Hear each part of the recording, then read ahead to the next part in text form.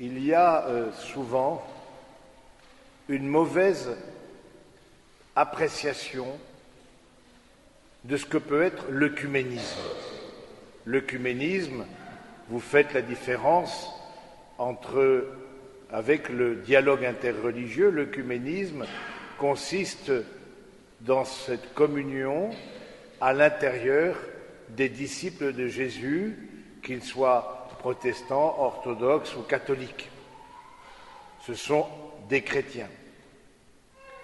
Et on a parfois une mauvaise interprétation de l'œcuménisme, comme si, d'une certaine manière, il fallait effacer les différences. Alors les catholiques, pour plaire aux protestants, ne parlent pas trop de la Vierge Marie, ne parlent pas trop du pape, les orthodoxes ne parlent pas trop de leur église souvent nationale, liée à un pays. Les protestants disent la parole de Dieu, c'est plutôt nous qui en sommes les porteurs, du coup peut-être, voilà, on va essayer de ne pas toucher les points sensibles. Et du coup, on va être unis. Fausse bonne solution. Fausse bonne solution parce qu'il me semble que l'œcuménisme, c'est tout à fait le rebours de ça. L'œcuménisme, cette communion entre les différentes confessions chrétiennes, c'est au contraire transmettre à l'autre quelle est mon expérience de Dieu. Elle se fait, cette communion, par le haut. Ce n'est pas effacer les différences comme pour ménager les susceptibilités, non. Dis-moi, toi qui es d'une autre confession chrétienne que moi, dis-moi ton expérience de Dieu, dis-moi ton expérience du Christ, dis-moi comment tu as rencontré le ressuscité. Et cette unité dont nous parle Jésus aujourd'hui, comme le Père et moi nous sommes un, et nous fêterons la Pentecôte dimanche prochain, elle met sur la piste de ce qu'est la vraie unité que l'on confond souvent avec l'uniformité. C'est pas l'uniformité de la tour de Babel. Vous vous rappelez la tour de Babel?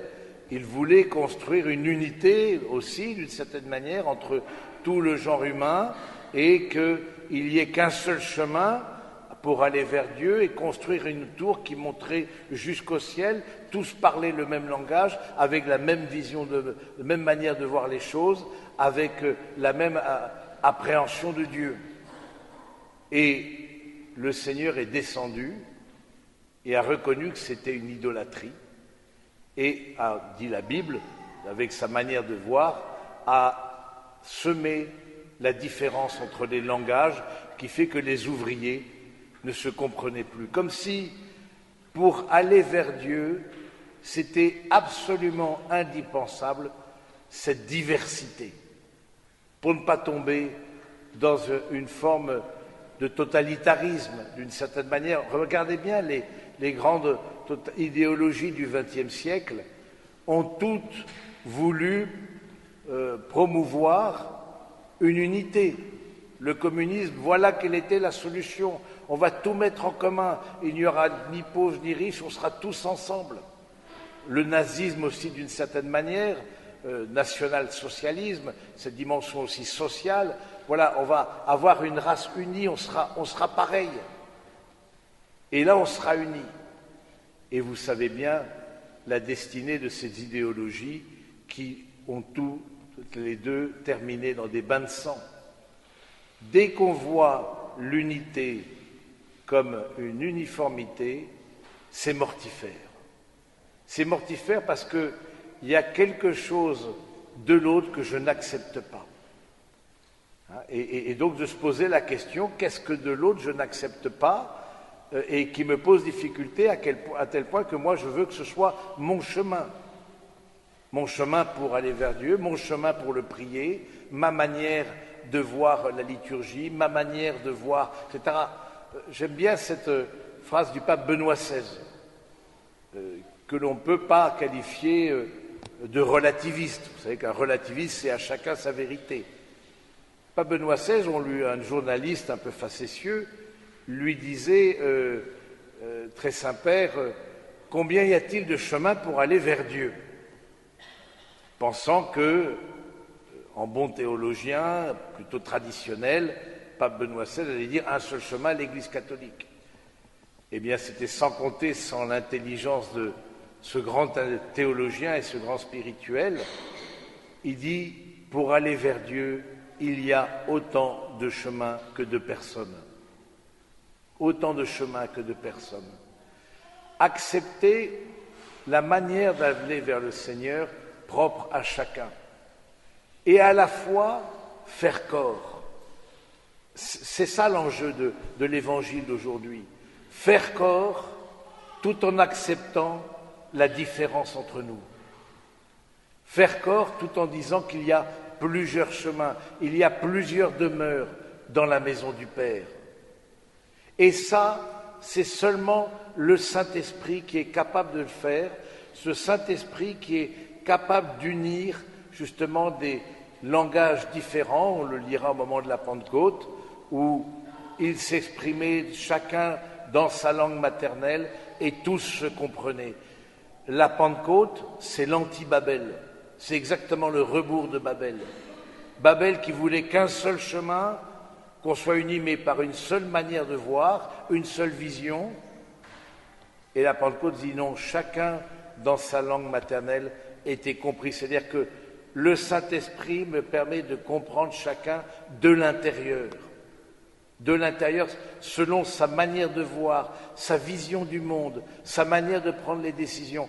De l'intérieur, quand on vit du Saint-Esprit, et c'est tout l'enjeu de notre vie spirituelle, quand on vit du Saint-Esprit, on accueille justement un autre chemin.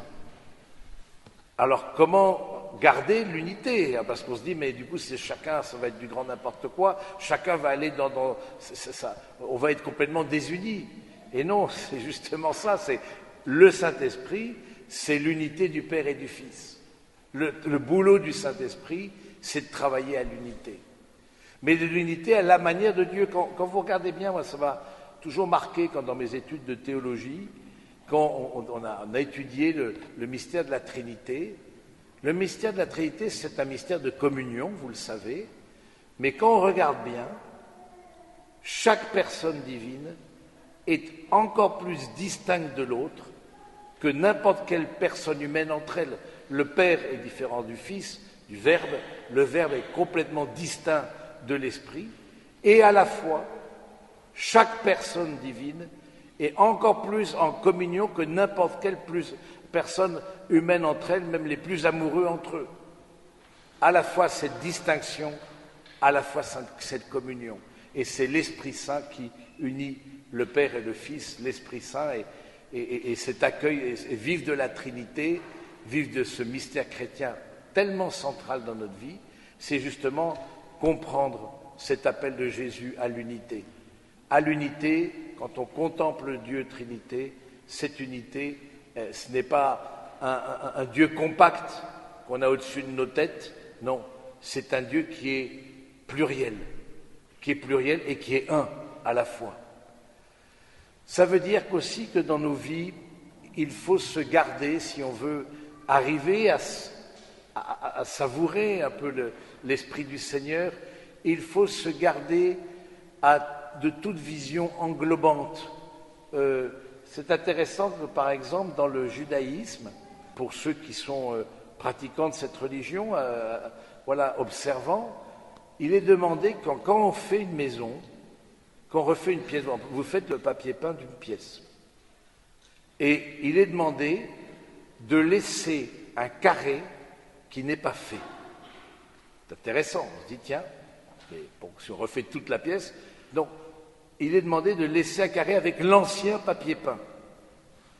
Et on se dit, tiens, mais qu'est-ce que ça veut dire?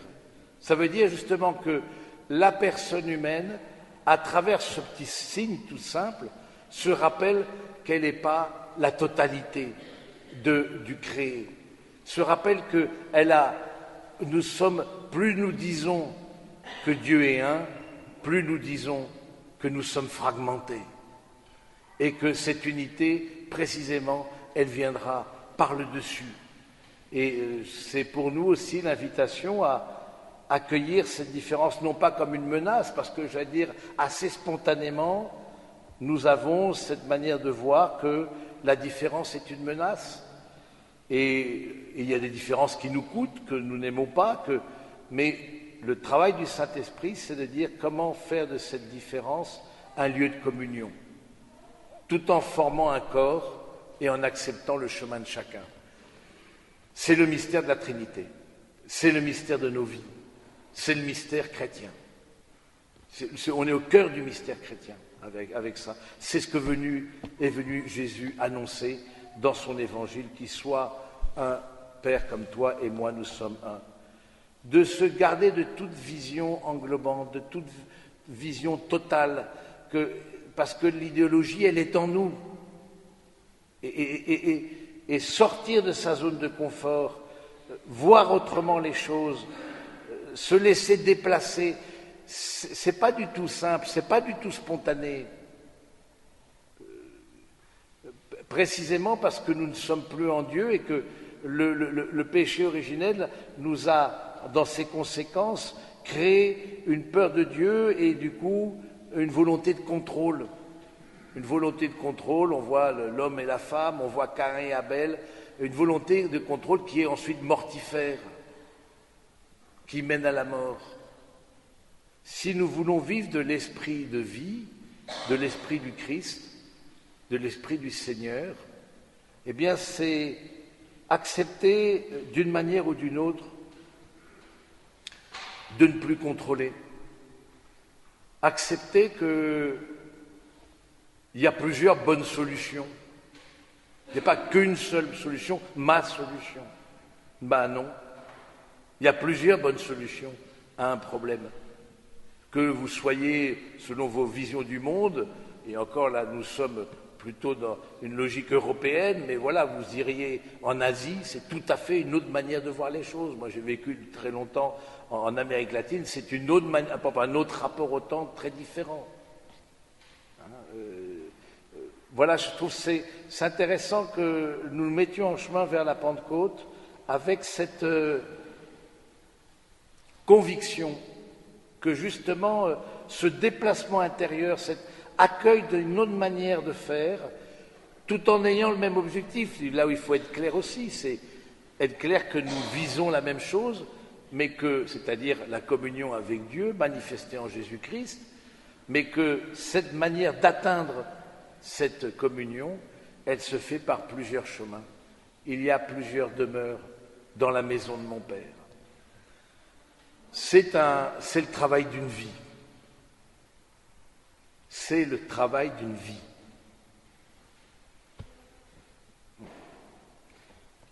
Et justement, l'Eucharistie nous aide. L'Eucharistie, ça nous déplace intérieurement. Un peu de pain, un peu de vin, et après la consécration, la présence réelle du Seigneur. Comment ne pas être déplacé intérieurement face à ce mystère?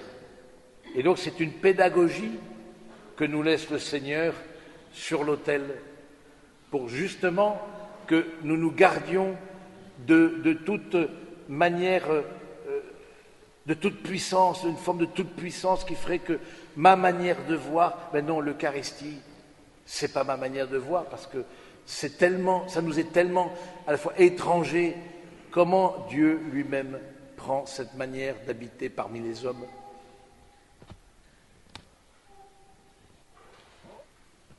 C'est étonnant.